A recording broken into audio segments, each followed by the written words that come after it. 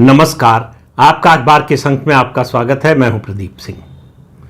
अभी 4-5 दिन पहले ही शायद मैंने एक वीडियो बनाया था कि भारत में चुनाव प्रेडिक्टेबल होते जा रहे हैं, खास तौर से 2014 में जब से नरेंद्र मोदी आए। लेकिन मेरा कहना है कि ये पहली बार नहीं हो रहा है। आपको याद होगा कि 1950-60 के दशक में यही स्थिति थी। ये पहले से चुनाव की घोषणा से पहले से तय रहता था कि कांग्रेस पार्टी ही जीतेगी। कांग्रेस पार्टी के अलावा और कोई जीत सकता है, ये चर्चा में भी नहीं होता था। चर्चा होती थी तो इस बात की कि कितनी सीटें किस पार्टी को मिलेंगी, विपक्ष में किसी पार्टी की सीटें बढ़ेंगी या नहीं बढ़ेंगी, बढ़ेंगी तो किस पार्टी की, और क्या कांग्रेस की सीटें कुछ कम हो सकती हैं। ये चर्चा का मुख्य विषय होता था।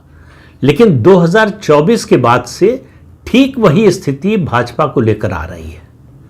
अब चुनाव से पहले चुनाव के नतीजे आपको पता चल जाते हैं कि किस प्रदेश में चुनाव जहां हो रहा है उसका नतीजा क्या आने वाला है, परिणाम क्या आने वाला है। तो 1950 और 60 के दशक में किसी गैर कांग्रेसी पार्टी का जीतना या सत्ता में आना ये बहुत बड़ी खबर होती थी, आश्चर्य होता था।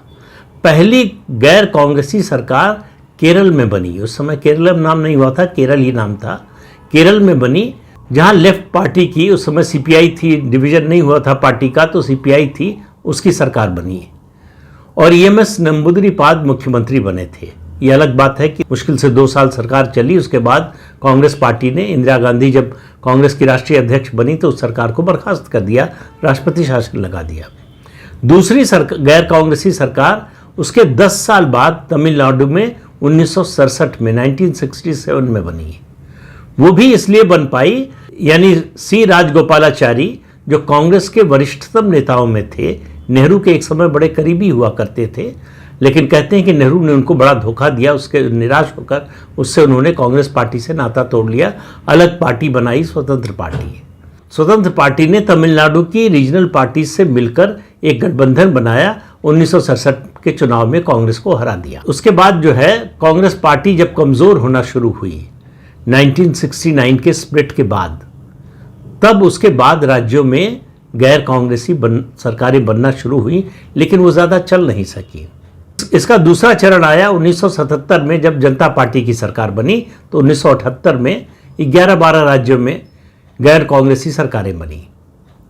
फिर उसके बाद दूसरा दौर आया, मतलब बड़े पैमाने पर अगर कहें तो 1990 में, जब 1989 में वीपी सिंह प्रधानमंत्री बने और जनता दल की सरकार बनी। उसके बाद से क्षेत्रीय दलों का जो उभार हुआ, तो लगातार राष्ट्रीय राजनीति पर क्षेत्रीय दलों का प्रभाव बढ़ता गया और राष्ट्रीय दलों का घटता गया। राष्ट्रीय दल के नाम पर केवल कांग्रेस पार्टी थी उस समय। Bharatiya Janata party multi state party थी, सही मायने में राष्ट्रीय दल नहीं थी। लेकिन आप देखिए कि लोकसभा चुनाव 2024 का जो हुआ है, उसके बाद से जो राजनीतिक परिस्थिति बदली है, उसके बाद से अब तक विधानसभा, मतलब 9 विधानसभाओं और 2 केंद्र शासित क्षेत्रों को मिलाकर विधानसभा के कुल 11 चुनाव हुए हैं। 11 में से 7 भाजपा जीती है और जो 4 हारी है उसमें से एक है तमिलनाडु, दूसरा है केरलम, तीसरा है जम्मू कश्मीर जो कि यूनियन टेरिटरी है, और चौथा है झारखंड। पहले 3 राज्यों में भारतीय जनता पार्टी के जीतने की, दूर दूर तक जीतने की, क्या सत्ता के करीब आने की भी कोई संभावना नहीं थी। तमिलनाडु और केरलम में सबको मालूम है भाजपा की स्थिति क्या है। और उसके अलावा जम्मू कश्मीर में, जम्मू कश्मीर को अगर राजनीतिक दृष्टि से देखें तो 2 राज्यों की तरह देखना चाहिए, एक जम्मू का खित्ता, दूसरा घाटी वाला। घाटी में भाजपा को आज तक कोई सीट नहीं मिली, इस बार भी नहीं मिली, लेकिन जम्मू में सबसे बड़ी पार्टी बनी भारतीय जनता पार्टी। पहली बार हुआ इतनी सीटें भाजपा को मिली। आश्चर्य केवल भाजपा की दृष्टि से अगर देखें तो झारखंड का चुनाव था। उम्मीद थी कि भाजपा जीत सकती है, लेकिन भाजपा ने जो काम किया उसके बाद उसका जीतना संभव नहीं था और नहीं जीती। तो अगर आप कहें झटका लगा, भारतीय जनता पार्टी को धक्का लगा, तो वो झारखंड में 11 में से 1 राज्य में, जहां वो जीत सकती थी और नहीं जीती। अब 2027 में 7 राज्यों के विधानसभा चुनाव होने वाले हैं उत्तर प्रदेश सबसे बड़ा राज्य है देश का। उत्तर प्रदेश, गोवा, मणिपुर, उत्तराखंड, हिमाचल प्रदेश और गुजरात, ये 6 राज्य ऐसे हैं जिनके बारे में आज आप अभी चुनाव की, अभी तो अधिसूचना भी 2027 में जारी होगी, आज ही बता सकते हैं कि किस पार्टी की सरकार बनेगी। इन 6 राज्यों में से किसी राज्य में गैर भाजपा सरकार बनने की संभावना नहीं है। जी हाँ, मैं इसमें उत्तर प्रदेश को भी शामिल कर रहा हूँ। उत्तर प्रदेश को यूं ही नहीं शामिल कर रहा हूँ। जो राजनीतिक स्थिति है, बहुत से लोगों को लग सकता है कि समाजवादी पार्टी बड़ी दमदार पार्टी है, बहुत मजबूती से लड़ेगी और भाजपा के लिए जीतना, अगर जीतेगी भी तो बड़ा मुश्किल होगा। उन लोगों की गलतफहमी दूर हो जानी चाहिए।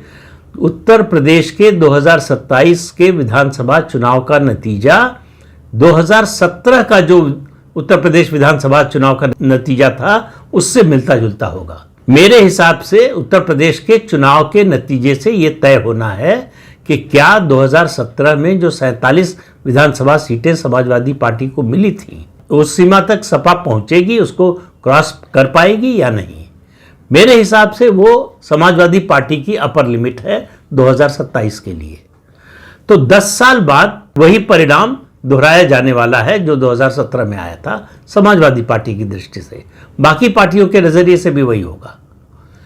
केवल एकमात्र जो सबसे बड़ी बेनिफिशियरी होगी इस चुनाव की वो होगी भारतीय जनता पार्टी। और पश्चिम बंगाल के चुनाव के बाद तो इसमें कोई दूर दूर तक कोई शंका नहीं रह गई है। उत्तर प्रदेश की पूरी राजनीति बदल चुकी है। उत्तर प्रदेश की जमीनी वास्तविकता बदल चुकी है। ये बहुत से लोग हो सकता है अभी मानने को तैयार ना हो, लेकिन आप समाजवादी पार्टी के ही नेताओं से अकेले में बात करके देखिए, आपको मालूम हो जाएगा। वो भी यही बात दोहराते हुए मिलेंगे कि अगर लीडर अपोजिशन बनने लायक सीटें मिल जाएं समाजवादी पार्टी को तो ये बड़ी बात होगी। इससे आप अंदाजा लगा लीजिए, पिछले 5 साल में समाजवादी पार्टी और अखिलेश यादव कोई नया गठबंधन बनाने में सफल नहीं हुए हैं। लोकसभा चुनाव से उनका जो गठबंधन कांग्रेस से बना है वो उनको कोई फायदा पहुंचाएगा इसका कोई प्रमाण नहीं है। सिर्फ एक चीज दिखाई देती है कि इस गठबंधन से उनका नुकसान नहीं होगा जो कांग्रेस के अलग लड़ने से हो सकता था, और वो भी मुस्लिम वोटों का। मुस्लिम मतदाता भी देख रहा है कि भाजपा का सब विरोध करके देख लिया, संख्या में जहां ज्यादा है वहां भी, जहां कम है वहां भी भाजपा को हराना संभव नहीं रह गया है। भाजपा जहां 30% मुसलमान है जिस राज्य में, वहां भी जीतती है, जहां 40% मुसलमान है वहां भी जीतती है। तो उत्तर प्रदेश में तो सिर्फ 16-17% है, और बाकी राज्यों में जो बाकी राज्य बचते हैं 6 राज्य, उनमें तो जो आबादी का प्रतिशत है वो 2.5 तक भी नहीं जाता।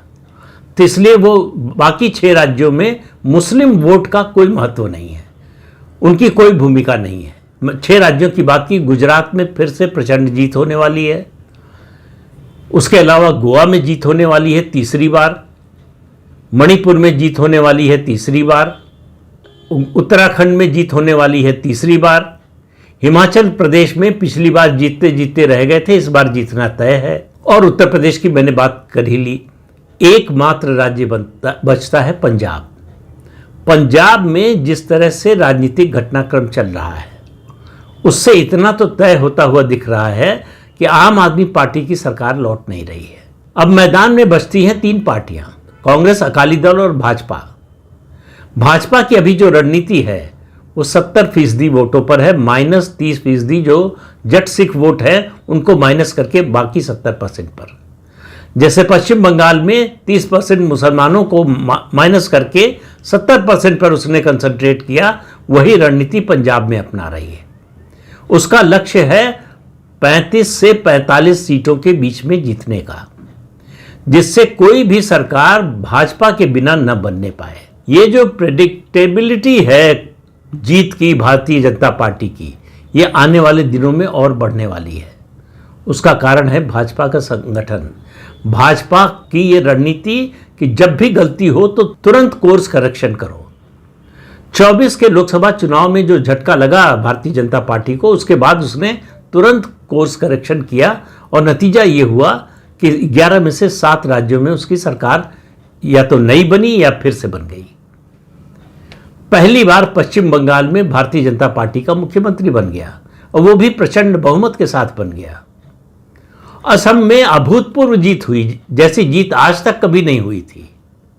126 में से एनडीए को 102 सीटें मिल गईं। इस दृष्टि से देखिए तो भारतीय जनता पार्टी चुनाव शुरू होने से पहले ही, विधानसभा चुनाव की अभी बात कर रहा हूं, लोकसभा की बात फिर कभी करेंगे, अभी लंबा समय है, जीतती हुई दिखाई दे रही है, जैसा 50 और 60 के दशक में कांग्रेस पार्टी के साथ था। कांग्रेस पार्टी का वर्चस्व था पूरे देश में। भारतीय जनता पार्टी का पूरे देश में वर्चस्व स्थापित होने के दौर में है। केवल दक्षिण बचा हुआ है। दक्षिण के अलावा पूरे भारत में भारतीय जनता पार्टी का वर्चस्व स्थापित हो चुका है। उसकी सरकारें 2 बार, 3 बार, 4 बार ऐसे आ रही हैं। एक बार सरकार आ रही है तो जा नहीं रही है। विपक्षी पार्टी जो हार रही है वो केवल सत्ता से बाहर नहीं हो रही है, पार्टी भी उसकी बिखर रही है। सबसे ताज़ा उदाहरण तो पश्चिम बंगाल में तृणमूल कांग्रेस का ही है। 2024 दिसंबर में विधानसभा चुनाव के बाद से जो हाल उद्धव ठाकरे और शरद पवार का है वो आप देख ही रहे हैं। अब हर पार्टी, खासतौर से क्षेत्रीय पार्टी की बात कर रहा हूं, उसके मन में डर है। कांग्रेस को डर नहीं है। कांग्रेस को मालूम है कि भाजपा के विरोध में पूरे देश के स्तर पर सिर्फ वही एक पार्टी है, तो उसको बाय डिफॉल्ट ये फायदा मिलेगा नंबर 2 होने का। जैसे रेस में अगर 2 ही लोग दौड़ रहे हैं तो जो हारेगा वो नंबर 2 पर तो आएगा ही। उसी तरह से कांग्रेस पार्टी की स्थिति है कि सीटें कितनी भी कम हो जाएं, वोट प्रतिशत कितना भी कम हो जाए, वो नंबर 2 पर रहेगी ही।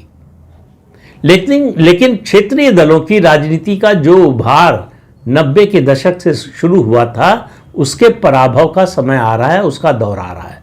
भाजपा ने पहले राज्यों में कांग्रेस पार्टी को हराया और अब क्षेत्रीय दलों को हरा रही है। और क्षेत्रीय दलों के सामने अब एक तरह से राजनीतिक अस्तित्व का सवाल खड़ा हो गया है, क्योंकि ये एक व्यक्ति या एक परिवार पर आधारित पार्टियां हैं। ये किसी विचारधारा पर आधारित पार्टियां नहीं हैं। ज़्यादातर जो पार्टियां बिना विचारधारा के हैं, एक व्यक्ति के पर आधारित हैं, उनका हश्र सत्ता से बाहर जाते ही क्या होता है, आप आम आदमी पार्टी का देख लीजिए। अभी जो बची खुची है पंजाब में सत्ता होने के कारण, 27 में पंजाब में भी सत्ता से बाहर हो जाएगी। उसके बाद आप देखेंगे क्या हाल है। अभी जब पंजाब में सत्ता में है, तब पंजाब के उसके 7 राज्यसभा सदस्य पार्टी छोड़कर भाजपा में शामिल हो गए। इससे अंदाजा लगाइए कि आम आदमी पार्टी का, अरविंद केजरीवाल का राजनीतिक भविष्य क्या है। और जैसे उद्धव ठाकरे और शरद पवार के हाथ से उनकी पार्टी चली गई, कुछ महीनों की बात है, ममता बनर्जी के हाथ से उनकी पार्टी जाने वाली है। अगला नंबर किस पार्टी का आएगा कोई नहीं जानता है। सब पार्टियां डरी हुई है। लेकिन समस्या ये है कि जो कठिनाई है या जो कमी है उसको सुधारने के लिए ये तैयार नहीं है। उनकी मुश्किल और ज़्यादा है। अगर उसको सुधारें तो पार्टी फिर भी खत्म हो जाएगी, क्योंकि उसको सुधारने का मतलब है कि जिस परिवार पर आधारित पार्टी है उसको सत्ता से, मतलब संगठन की सत्ता से हटा दें। वो कर नहीं सकते।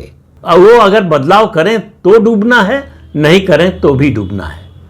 तो उनको लगता है जितनी देर तक सत्ता में बने रहें, सत्ता में बने रहने की संभावना बनाए रख सके, उतनी देर जो है उसकी कोशिश करते रहना चाहिए। सुधारने से कोई फायदा नहीं होने वाला है। सुधारने से, अब वो सुधारने का जो समय था वो निकल चुका है, क्योंकि सुधारने का मतलब होता है आप सेकेंड जनरेशन ऑफ लीडरशिप तैयार करें, नेतृत्व की दूसरी पीढ़ी तैयार करें। और वो दूसरी पीढ़ी जो है कोई महीने, 6 महीने, साल भर में नहीं बनती। उसमें जो है 10 साल, 15 साल, 20 साल लगते हैं। वो समय क्षेत्रीय दलों के हाथ से निकल चुका है। इसलिए उनका भविष्य वही है जो उद्धव ठाकरे, शरद पवार और ममता बनर्जी का हुआ है, और आम आदमी पार्टी का सबसे जल्दी होने वाला है। तो इस अंक में इतना ही। अगले अंक में फिर मिलेंगे किसी नए मुद्दे के साथ। तब तक के लिए अनुमति दीजिए। नमस्कार।